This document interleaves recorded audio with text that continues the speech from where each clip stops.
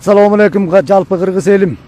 Мына биз Ат башы райондук элинин жаштарынын атынан ушу жалпы кыргыз элине кайрылып атабыз.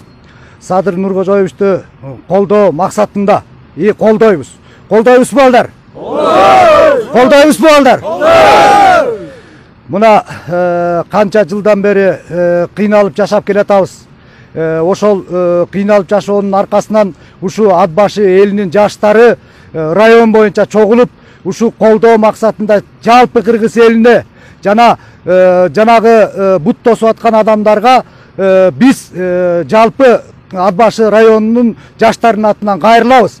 Садыр Нуркожоевичти биз президент катары шайлоого даярбыз.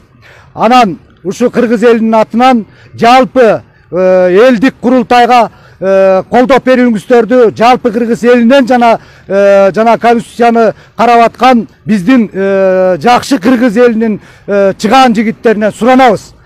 Кыргызстандыктар, биз Ат башы эли Садыр Нуркожоевичтин реформа кыла турган максатын колдоо иретинде чогулуп жатабыз. Буга чейинки президенттер акча маселеси менен соодалашып алып, ушуга чейин жашап келдиңер.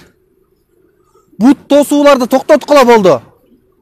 Биздин Ат башы эли кандай кыйын кырдаалда жашаарын билесиздерби?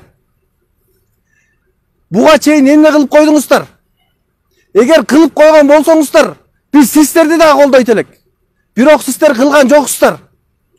Ошондуктан азыркы жаштар Садыр Жапаровдун идеясын колдоо менен чыгып жатабыз. Биздин максат Кыргызстан келечекте алдыңкы мамлекеттерден болуу. Ошол реформаны жасайын деп жаткан Садыр Жапаровду колуна кол, бутуна бут болуу максатында чогулуп жатабыз. Ошондуктан Ат башы эли жалпы кыргызстандык жаштарга кайрылат элек.